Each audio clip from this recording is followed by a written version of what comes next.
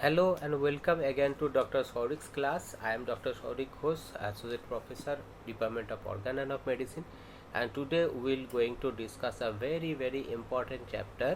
The chapter is the Sikh from Kant's philosophy. The philosophy, the book is the Lectures on Homeopathic Philosophy by Dr. James Tyler Kent, and and this is the first chapter of this book, and it is a very important chapter. Now as per demand I will discuss both in the language of Hindi and English. तो चलो हम लोग शुरू करते हैं. तो सबसे पहले ये बात है कि जब हम सिख को पढ़ेंगे, इस चैप्टर को जब हम पढ़ेंगे तो इसको बहुत अच्छे से थोड़ा सा समझने की कोशिश करेंगे. हो सकता है कि वीडियो थोड़ा लंबा हो, लेकिन एक बार अगर आपने इसको समझ लिया तो आपका प्रैक्टिस में काफ़ी अच्छा गुड इफेक्ट आएगा. तो चलिए सबसे पहले हम लोग देखते हैं. वीड लाइक टू डिस्कस, और मैंने ये भी स्लाइड जो बना शायद आपको पसंद भी आएगा, क्योंकि बैकग्राउंड में डॉक्टर केंट का पिक्चर, डॉक्टर कभी आपका कुछ बुक का पिक्चर बहुत सारे आपको देखने को मिलेगा. Now starting from the beginning हम लोग ये देखते हैं कि ये जो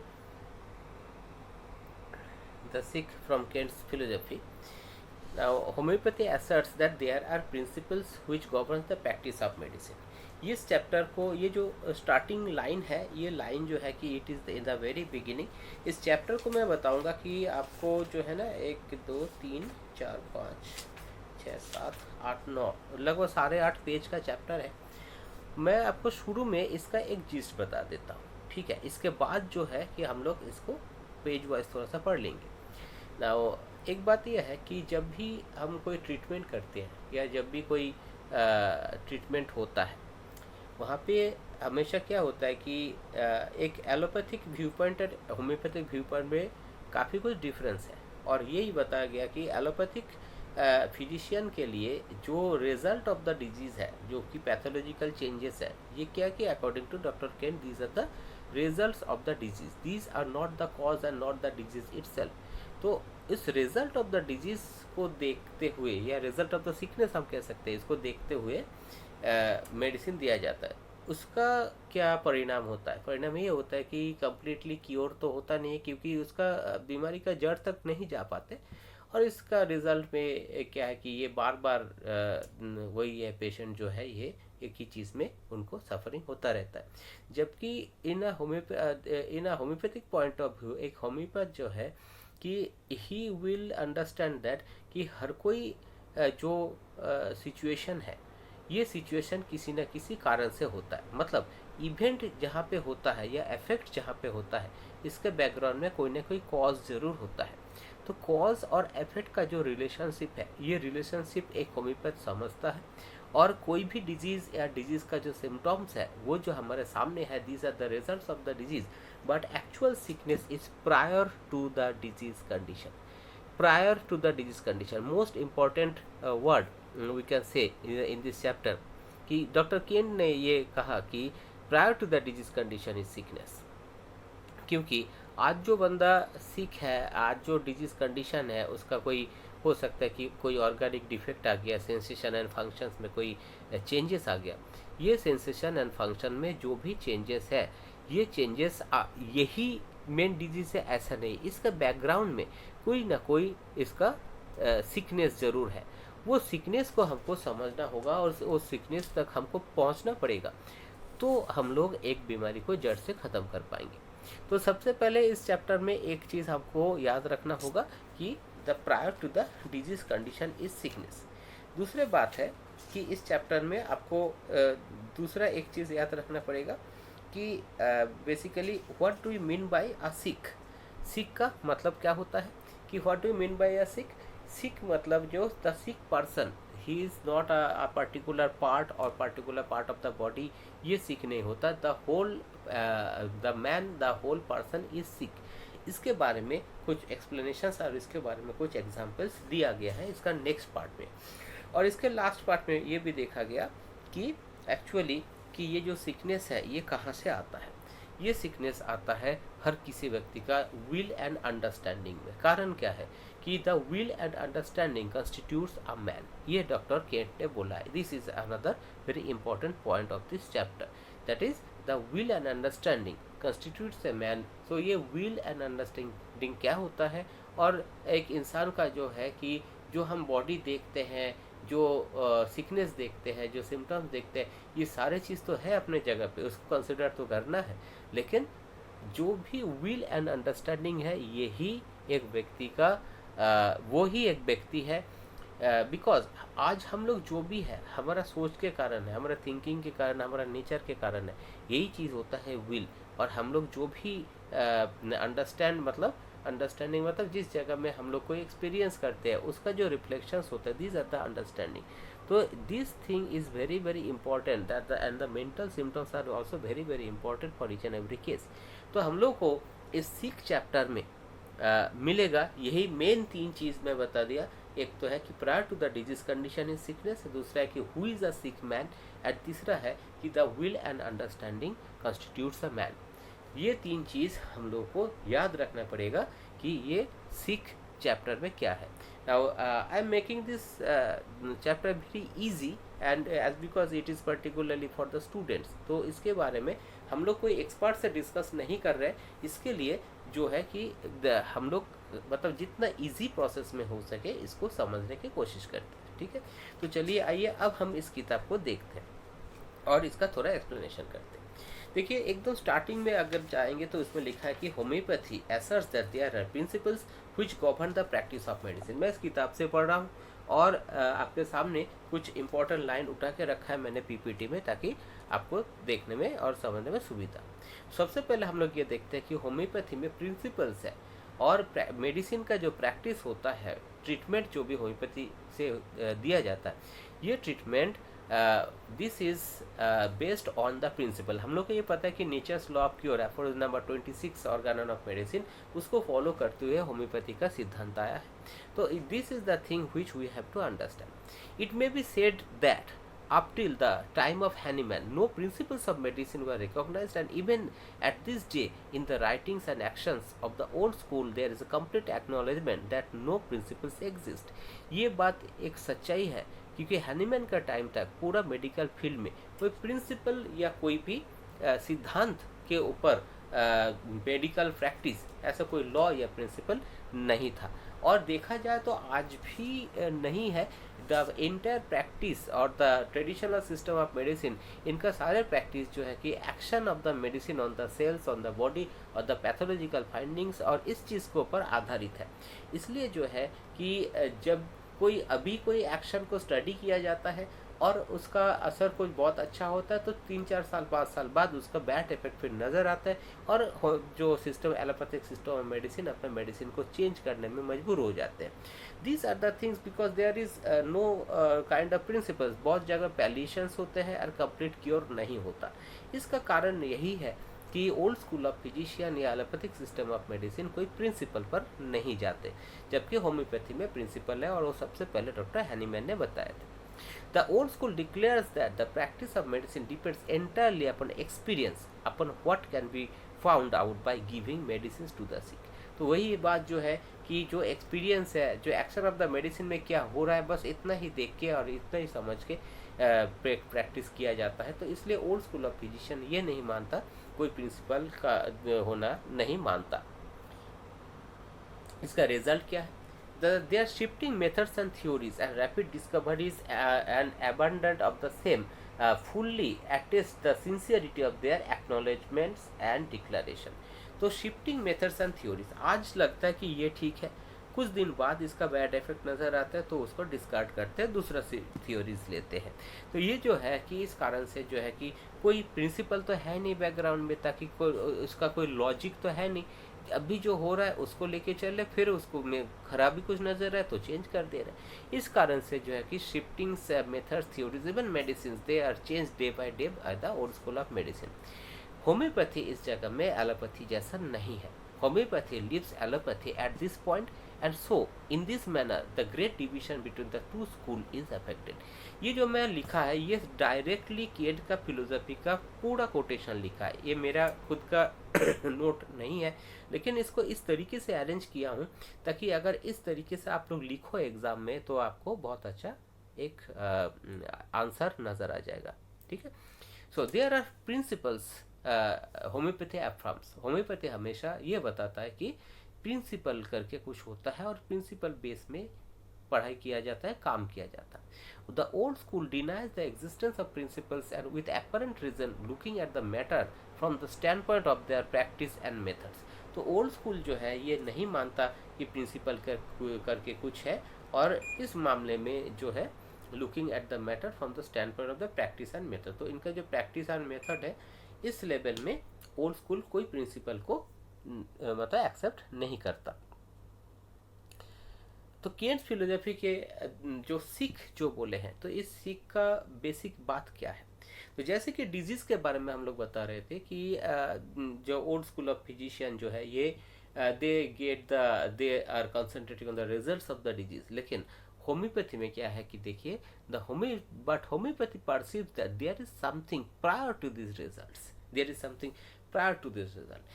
Every science teaches, every investigation of a scientific character proves that everything which exists does so because of something prior to it. जितने सारे घटनाएं इस दुनिया में घटे हैं, जितने सारे साइंस का टीचिंग है, जितने सारे जो भी फेनोमेना है, ये एक ही चीज़ हर जगह में ये प्रूव हुआ है, ये प्रमाणित हुआ है कि जहाँ भी कोई घटना हुआ है, कोई इवेंट हुआ है, उसका इससे पहले कुछ उसका कारण ज़रूर है। Everything exist, there is something prior to it. पहले कुछ होता है, उसके बाद ही ये कंडीशंस आता है। तो कोई भी चीज़ हो, we have to understand that there is something prior to it.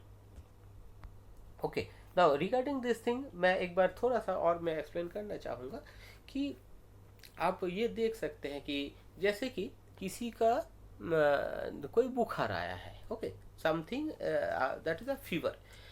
अब फीवर में हम लोग ये समझ सकते हैं कि बुखार का टेम्परेचर कितना है, उसका chill stage, heat stage, sweat stage किस तरीके से हम लोग को दिख रहा है, थर्स्ट कैसा है, क्या क्या सिम्टम्स है।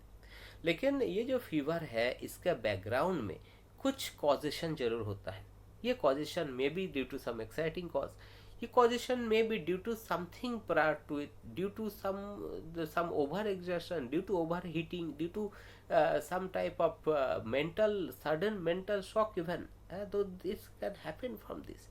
Now ये एक तो जनरल एक्साइटिंग कॉज है, और एक एक्यूट डिजीज या एक्यूट फीवर कंडीशन में तो ये कॉज है। कई बार ऐसे होता है कि आप देखो कि क्रॉनिक डिजीज में मैंने ऐसे केसेस देखा है बहुत जगह में कि there is nothing to be very serious, but सब metabolic diseases is going on. Sugar level थोड़ा सा हाई आ रहा है, वीकनेस फील हो रहा है, बीपी शायद थोड़ा बहुत दिक्कत बना रहा है, बॉडी में कोई टॉक्सिन एक्यूमुलेशन होता जा रहा है ना, तो नींद ठीक से नहीं आ रहा है और आदमी परेशान है। तो कभी कभी जो है कि उनको भूख नहीं लगता, डाइजेशन इंडाइजेशन की बात है।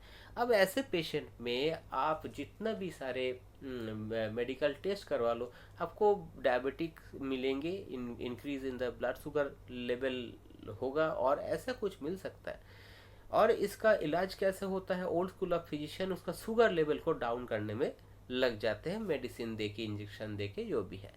बट अगर आप देखोगे, बहुत अच्छे से देखोगे कि जैसे कि ये केस देखा हुआ है, जैसे बहुत लॉन्ग कंटिन्यूड स्ट्रेस, और इस कारण से स्ट्रेस लगातार, उसके बाद डिप्रेशन, थोड़ा सा ठीक ठाक लाइफस्टाइल का डिस्टर्बेंस, और सही तरीके से जो दिनचर्या है जिसका हम डेली रूटीन बोलते हैं बिल्कुल मेंटेन ना होना, ओवर एग्जर्शन, ये सब लगातार चलता रहा पेशेंट को। तो ये जो डायबिटिक कंडीशन या जो भी मेटाबॉलिक डिसऑर्डर इस पेशेंट में, मैं एक एग्जांपल दे रहा हूँ, इस पेशेंट में जो हुआ है, इसके पीछे सिर्फ इसका सेल रिस्पॉन्सिबल नहीं है, इसका सिचुएशन रिस्पॉन्सिबल है। इसका माइंड के ऊपर जो साइकोलॉजिकल प्रेशर और जो इफेक्ट जो दिया है, इसका रिजल्ट इस जगह में हुआ है। और कंडीशन के अकॉर्डिंगली हमने ये देखा भी है कि for a long continued only placebo given and counselling the patient, changing the lifestyle, proper sleep, proper water intake, proper nutrition and proper hygiene, और उसके साथ जो है कि मेंटल एटीट्यूड को पॉजिटिव करने के बाद हमने ये देखा है कि ये पेशेंट का सारे जो पैथोलॉजिकल रिपोर्ट जो है ये नॉर्मल है। इसका मतलब है ये जो डिजीज हम लोग देख रहे हैं, ये डिजीज के prior to that thing, there was something, इसका जो स्ट्रेस है, इसका जो थिंकिंग है, इस पेशेंट का जिस टाइप का ससेप्टेबिलिटी, ये सारे चीज़ को नज़र में रखते हुए, इसका मैथमेटिक बैकग्राउंड और इसका कॉन्स्टिट्यूशन, उसका एफिनिटी एंड ससेप्टेबिलिटी को नज़र में रखते हुए, इसको इंफॉर्मेशन लेते हुए जब हम लोग ये चीज़ देखा तो देखो ये कितना बड़ी बात है कि without any medicine this patient has been brought back to the normal condition. तो इसका मतलब ये है कि हमको हर कोई केस में बैकग्राउंड का कुछ चीज़, चाहे वो पास्ट हिस्ट्री हो, चाहे वो पास्ट हिस्ट्री ऑफ इलनेस हो, चाहे उसका मेंटल कंडीशन हो, चाहे टेम्परामेंट कॉन्स्टिट्यूशन मियाज़म हो, चाहे उसका causation from any other environmental cause, everything we have to consider to understand what is behind the present disease condition.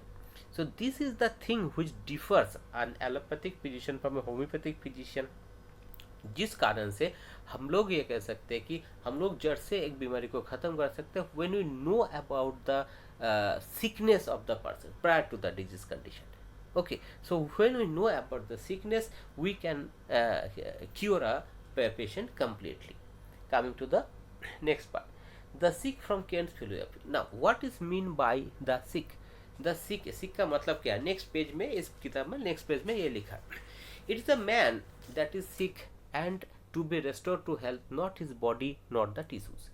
ठीक है, तो हम लोग अभी जैसे मैंने डिस्कस किया था कि एक टिश्यू या जो सेल, इस जिससे उसी का एग्जांपल ले लेते हैं जिसमें शुगर लेवल बढ़ गया और ये सारी चीज़ें. तो ये जो चीज़ है, इसको सिर्फ शुगर को रिस्टोर करने से ये इस मैन को हम कम्प्लीटली क्योर नहीं कर पाएंगे. हमको ये समझना होगा कि सिक कौन है. सिक उसका पैंक्रियास है क्या? सिक उसका ब्लड है क्या? नहीं, the whole person is sick. ऐसा होता है ना कि बोलते हैं कि आई एम थर्स्टी. क्या वो टंग थर्स्टी है या गला थर्स्टी है? The whole person is thirsty. So this is the thing which we have to understand, that it is a man that is sick and to be restored to health, not his body, not the tissues.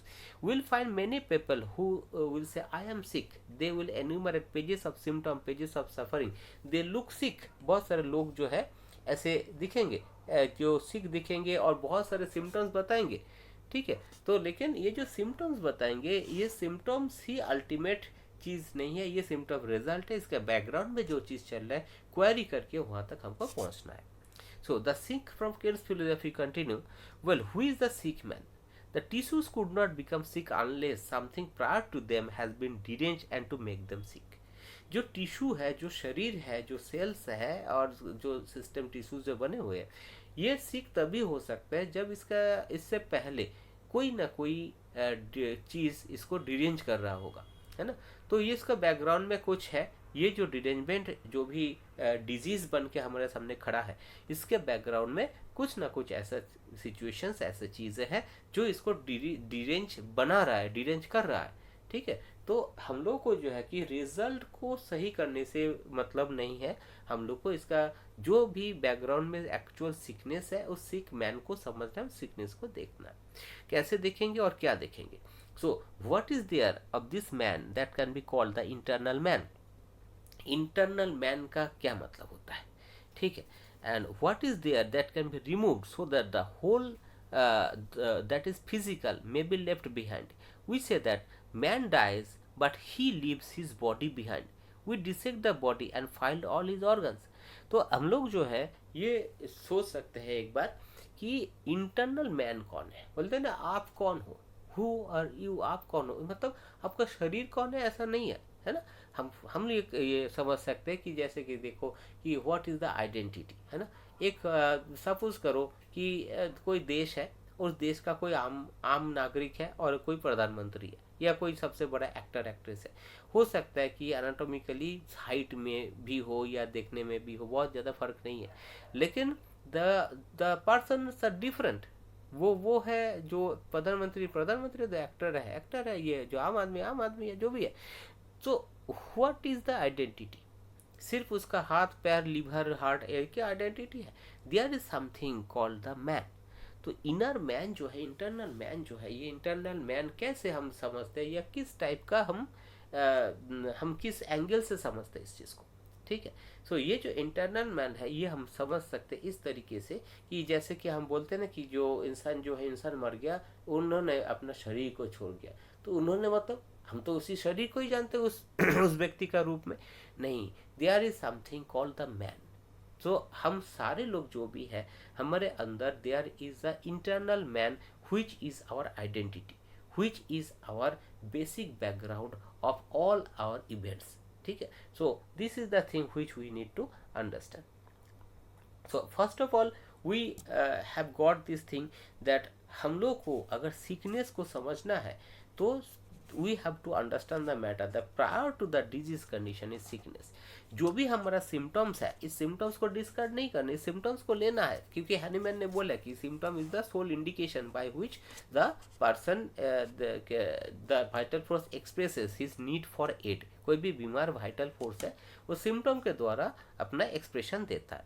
तो symptoms हम लोग को medicine selection में मदद तो करेगा, लेकिन इसके साथ साथ हमको ये देखना पड़ेगा कि एक्चुअली उसका सिकनेस कहाँ से है, कहाँ से ये सिम्टम आ रहा है, क्यों ये सिम्टम आया, इसका बैकग्राउंड में क्या है। इसीलिए हमको हर कोई व्यक्ति में हमको ये समझना होगा कि prior to the disease condition is sickness.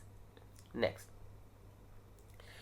तो जैसे कि हम लोग ये बता रहे थे कि फिर एक इंसान को हमको जैसे समझना है डिजीज कंडीशन को प्रायर टू द समझना, तो हम लोगों को उसका इंटरनल मैन को समझना है, किस तरीके से वो डिरेंज हुआ इस चीज़ को समझना है।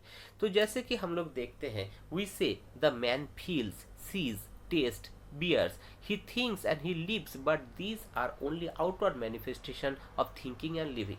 तो हम लोग जो भी देख रहे हैं कि जो भी थिंकिंग कर रहा है, जो भी टेस्ट करता है, जो भी देखता है, ये बाहर के उसका एक्टिविटीज़ है, उसके जो है कि एक्शंस एंड एक्टिविटीज़ है। Now the man wills and understands, the cadaver does not will and does not understand. Then that which takes its departure is that which knows and wills. It is that which can be changed and is prior to the body. तो will and understand जो है, ये जो शरीर के अंदर ना, what is the will and what is the understand, ये बता देते हैं। तो actually to be very clear that the nature of the person, what kind of the person is, that is the will, and it is a totally a psychological manifestation by which we can understand the will. There are something we can say that the person is angry, कभी हम बोलते हैं ना person angry, the person is cheerful, by nature he is cheerful. तो this are the will.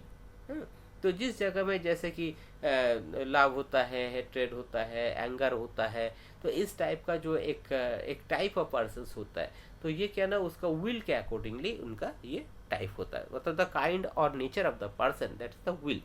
And understanding वो होता है कि जैसे कि इस दुनिया में चलते चलते डिफरेंट टाइप्स ऑफ एक्सपीरियंसेस के द्वारा अपना माइंड मेंटालिटी ये सेट होता है, ये चीज़ जो है कि उसका एक्सप्रेशंस, उसका सोच, थिंकिंग, ये सारे चीज़ जो है it acquires, it is something which we acquire throughout the life. ये सारे चीज़ जो है ये अंडरस्टैंडिंग है। ठीक है, तो हम लोग ये देख रहे हैं कि इस जगह में कि ये जो विल एंड अंडरस्टैंडिंग है that is the prior to the body. अच्छा, एक सिंपल से एग्जांपल लिया जाए, एक सिंपल सा example, suppose if have you seen some body builder. Okay, तो बॉडी बिल्डर का जो बॉडी है, ये बॉडी कैसे बिल्डअप हुआ? उसने बहुत कसरत किया तो बना। ये कसरत कहाँ से आया? ये कसरत से क्या हो गया, उसका मसल स्ट्रांग हुआ, न्यूट्रिशन अच्छा लेने लगा, सारे चीज़ इम्प्रूवमेंट हुआ है, फैट ख़त्म हो गया, फाइबर्स और मसल्स जो है ये स्ट्रांग हुआ, देखने लगे। लेकिन ये क्यों हुआ है? क्योंकि उसने कभी सोचा था कि मुझे ऐसा बॉडी बिल्डिंग करना है। तो हर कोई ये अल्टीमेट बैकग्राउंड में क्या है, वो एक सोच है, जो सोच उसका आज का ये रिजल्ट हमारे सामने दिख रहा है। सिमिलरली जैसे कि कोई बीमार होता है, अब आपका मन में क्वेश्चन आएगा तो फिर सर आदमी जैसे सोचते हैं बीमार होता है, ऐसा नहीं है। लेकिन आज जो वो मैन है, वो उसका जो सोच है वो उसी के सोच के अकॉर्डिंगली आज ऐसा है।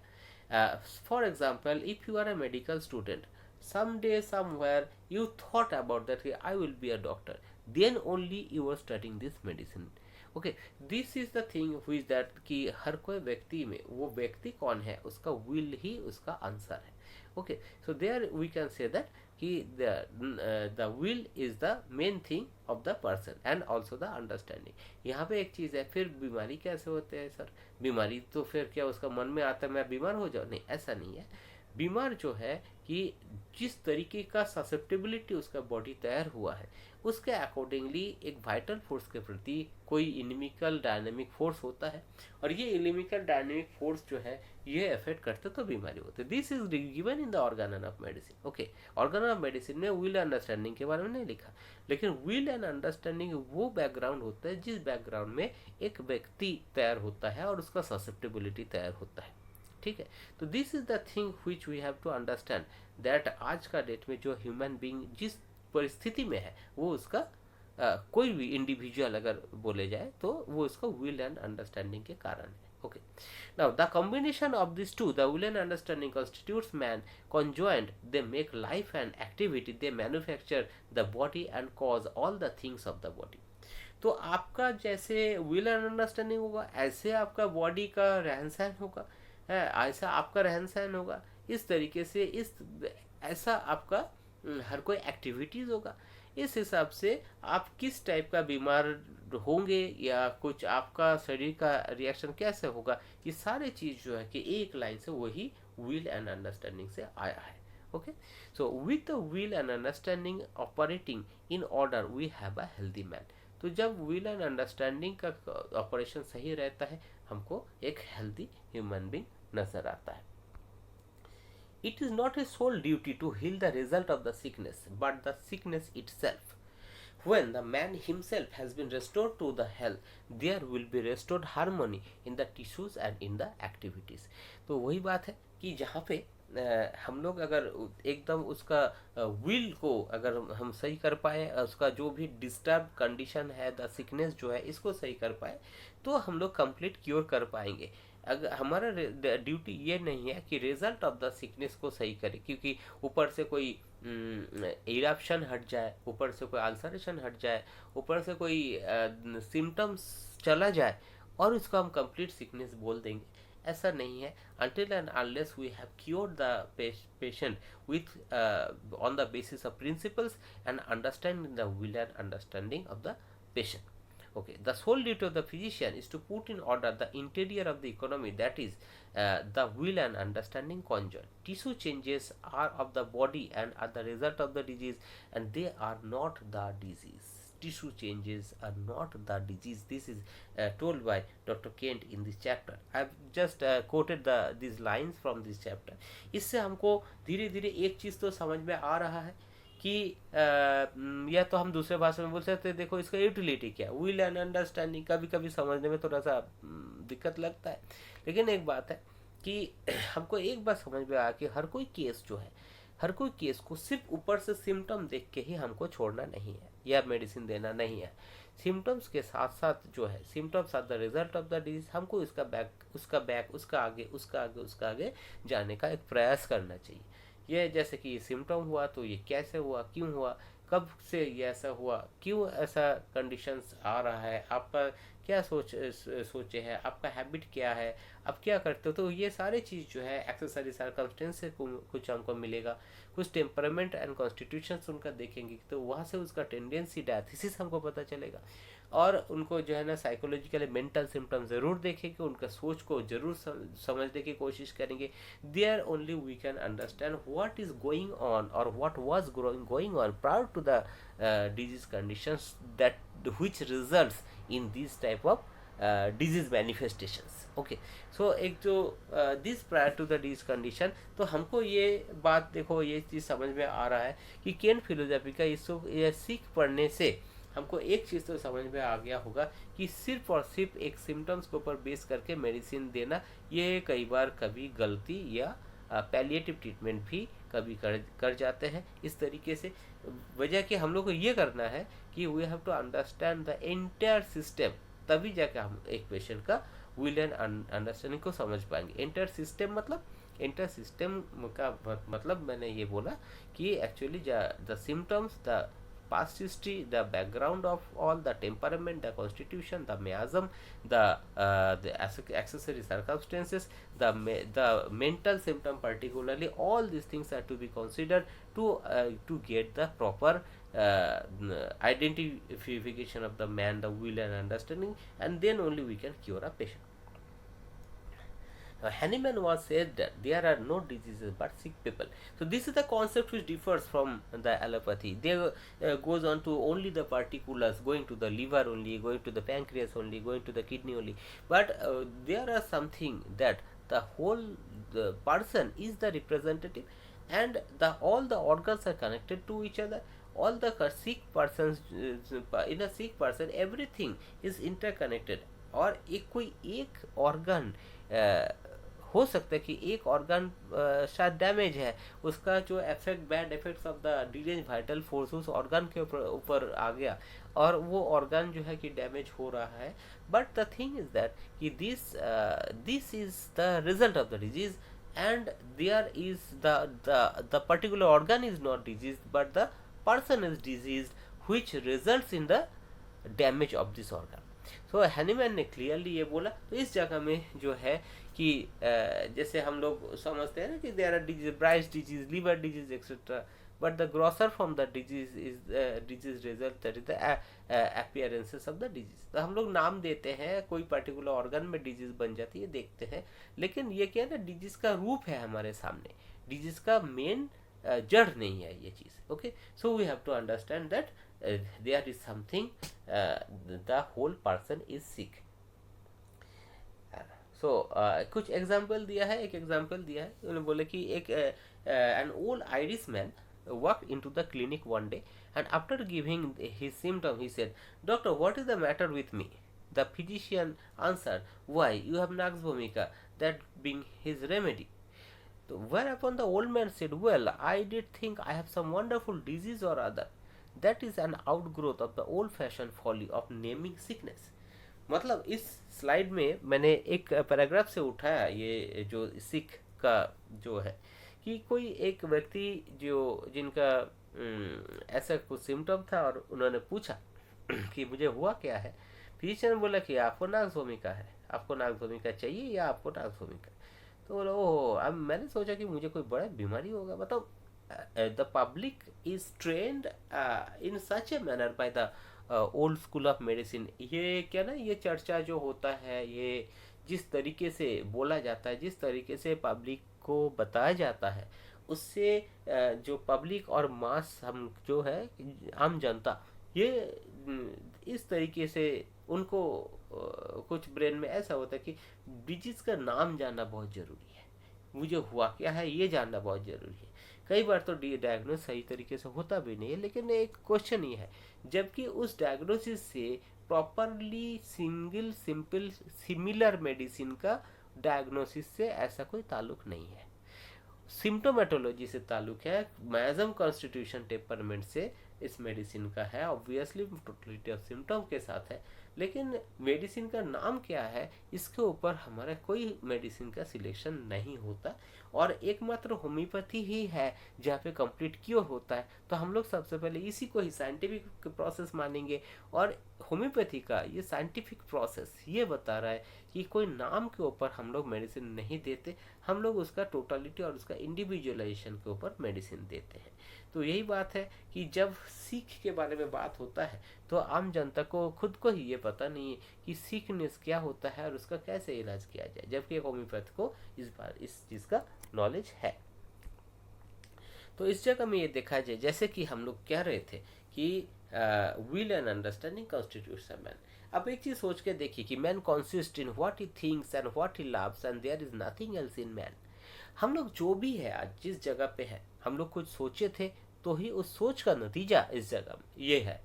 ओके, सो मैन हमारे अंदर एंटायर जो चीज़ है, ये सारी चीज़ हमारा सोच से आता है, जो चीज़ हमको अच्छा लगता है, और देयर इज़ नथिंग एल्स, और हमें ऐसा कुछ नहीं है. बाकी जो मटेरियल बॉडी है वो मटेरियल बॉडी है, 19-20 सबका एक ही जैसा है, लेकिन आइडेंटिटी का डिफरेंस, काम का डिफरेंस, डिजीज़ में डिफरेंस, इम्यूनिटी डेवलपमेंट, और इवन अपने जीवन शैली में बड़े से बड़े जगह में तरक्की करने का जो भी चीज़ होता है, ये सारी चीज़ कहाँ से आता है? सोच से आता है.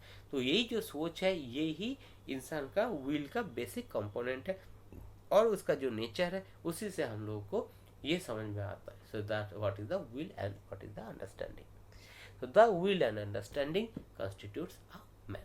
तो हम लोग को मेन जो दो चीज़ है, देखिए इसलिए मैंने रेड कलर में लिखा है दो चीज़, एक तो prior to the disease condition is sickness, तो उससे हमको ये समझ में आया कि डिजीज जो हम देख रहे हैं, जो सिम्टम्स है, इससे beyond this in the background और कुछ है जिसको हमको समझना जानना है।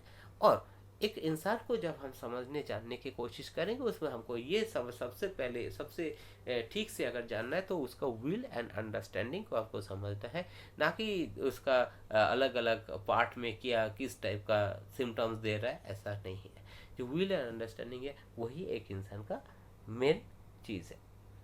Now all medicines operate upon the will and understanding। अब हमारे मेडिसिन किस तरीके से काम करते हैं, will and understanding, actually will and understanding के ऊपर हमारा हर कोई मेडिसिन काम करता है। जो भी सिम्टम्स दिखता है कि फिजिकल सिम्टम्स है, तो लेकिन ये फिजिकल सिम्टम जो हमारा मेडिसिन डायनामिकली अफेक्ट करता है, और it carries to the central faculty of the nerves, and basically homeopathic medicine in high potency, it is capable of affecting the susceptibility of the patient, and there it works on the plane of the will and understanding, जहाँ से उनका सारे जो control है of the body, जिसको हम Vitality का control बोलते हैं, ये कंट्रोल वो अफेक्ट कर सकता है और इसको सही कर सकता है। Sometimes extensively on both will and understanding, दोनों के ऊपर इफेक्ट हो सकता है, affecting man in his ability to think और to will and ultimately upon the tissues, the functions and the sensations.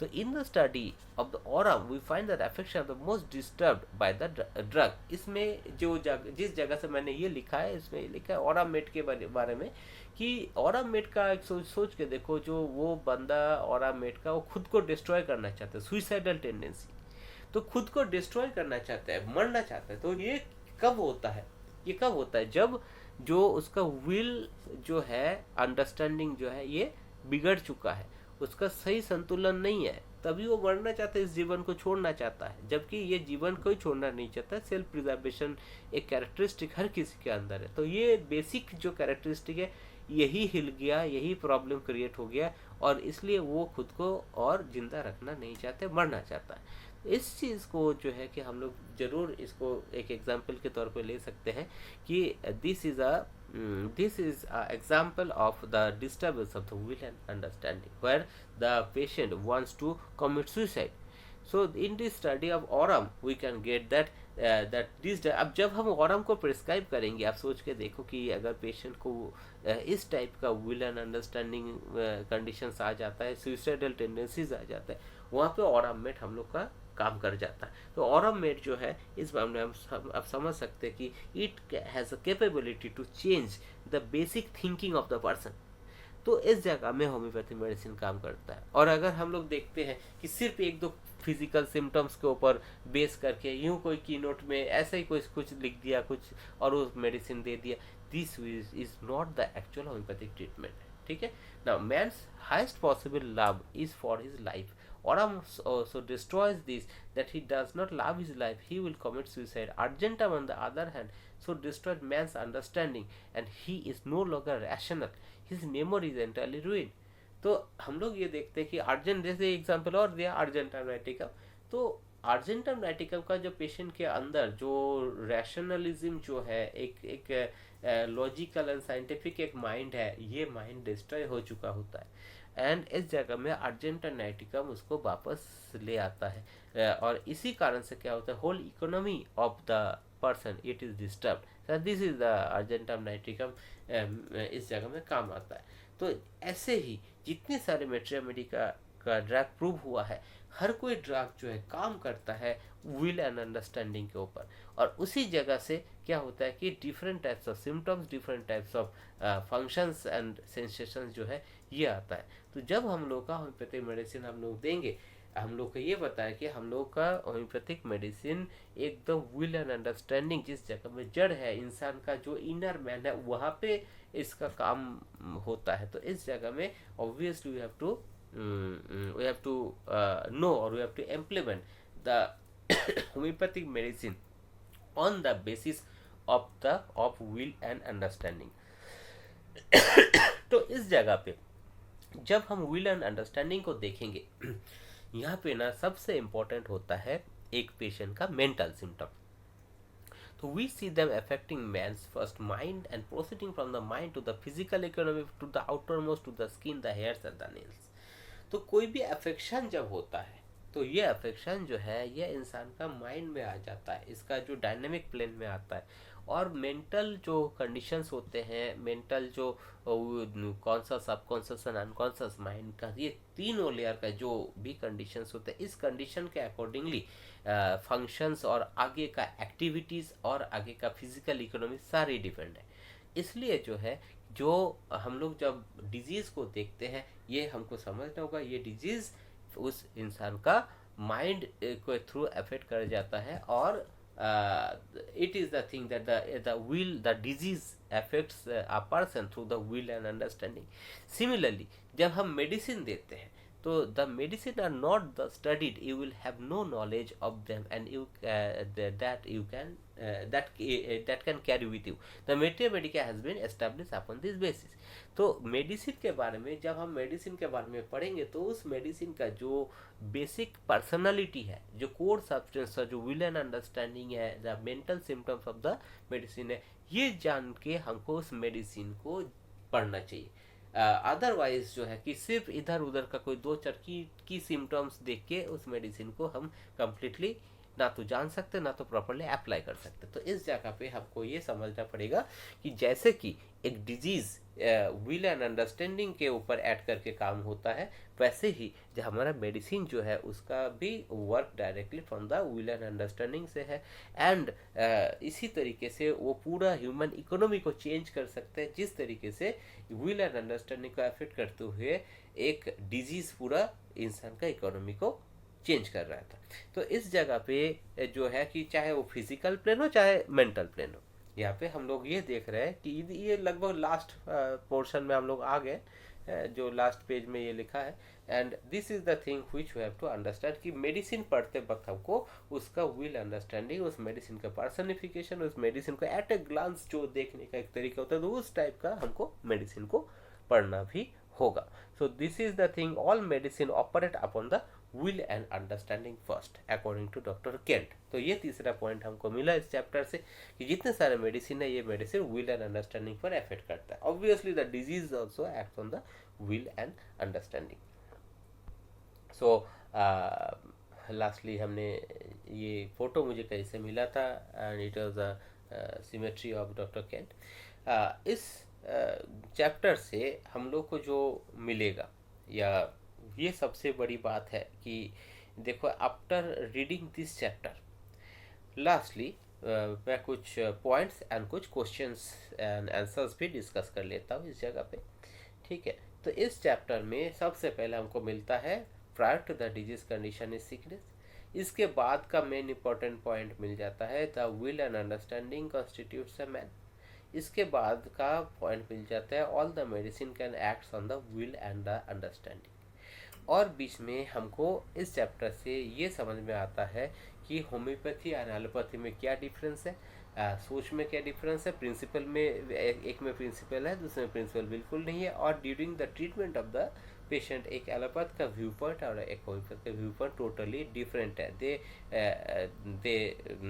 Treat the effect or the result of the disease, whereas we have to understand the will the prior to the disease condition, that is the sickness. So what is who is a sick man? The whole person is sick, not his parts or organs, and the sickness is something prior to the disease condition. तो इससे ये चीज़ जानने से हमारे अंदर एक परिवर्तन आता है कि जहाँ पे कोई ट्रीटमेंट हम कर रहे हैं कोई पेशेंट का, तो एक दो सिम्टम उसने जैसे बताया सुपरफिशियल सिम्टम, उसी बेस में हम लोग मेडिसिन का टोटलिटी बना के मेडिसिन दे देते। That is a wrong method. हमको जो है कि हर कोई पेशेंट का मेंटल स्थिति देखना है, उसको विल एंड अंडरस्टैंडिंग को समझना है और उस बेसिस में हमको सोचना है कि इनका पर्सनैलिटी से कौन सा होम्योपैथिक रेमेडी जो है कि कौन सा क्लोजेस्ट सिमिलर में आ रहा है and that will cure that person. यहाँ पे हम लोगों को मेंटल सिम्टम्स को बहुत अच्छे से देखना है और उसका विल अंडरस्टैंडिंग को उसको समझना है। So this is the thing. Now coming to the questions, the question is simple question, describe the Sikh from Kant's philosophy। और भी शॉर्ट नोट में भी ये सीख करके ये आता है एंड कभी कभी कोटेशन देके आता है, will and understanding constitutes a man, इसको एक्सप्लेन करो, explain the will and understanding constitutes a man. ठीक है, तो कैसे लिखना है इसको, कि सबसे पहले तो जैसे कि जो पॉइंट्स है ना, इस पॉइंट्स को आप याद रखना, ये जो 3 मेन जंक्शंस मैंने बताया, और इसको आप उस तरीके से एक्सप्लेन करते जाना। और जहाँ भी विल एंड अंडरस्टैंडिंग का बात आता है तो सबसे पहले थोड़ा बहुत ये लिखना भी है कि विल क्या होता है एंड अंडरस्टैंडिंग क्या होता है, वो हम लोग पहले डिस्कस कर चुके हैं। Okay, so this is the first chapter and a very important chapter. And इस चैप्टर से सबसे बड़ा हम लोग को एडवांटेज ये मिलता है कि हमारा प्रैक्टिस का जो तरीका है, इस तरीके में बहुत बड़ा सही तरीके से प्रैक्टिस करेंगे, बहुत बड़ा बदलाव भी आएगा अगर कोई शॉर्टकट या ओनली कीनोट सिम्टम पर प्रैक्टिस करते हैं। इनके लिए जो है कि एक नया मात्रा ला देगा प्रैक्टिस करने में, क्योंकि जब हम विल एंड अंडरस्टैंडिंग को खोजने लगेंगे तो उस समय में हम लोग को सारी चीज़ जो है उस पेशेंट का मिलने लगेगा। अब कैसे खोजने लगेंगे, that is the art of interrogation, that is the art of the case taking. Okay, so thank you everybody, and although the video is somewhat longer, I know that thing, but if you attentively listen, I hope that your standard of homeopathic practice will also get a new height. Thank you so much. Thank you everybody.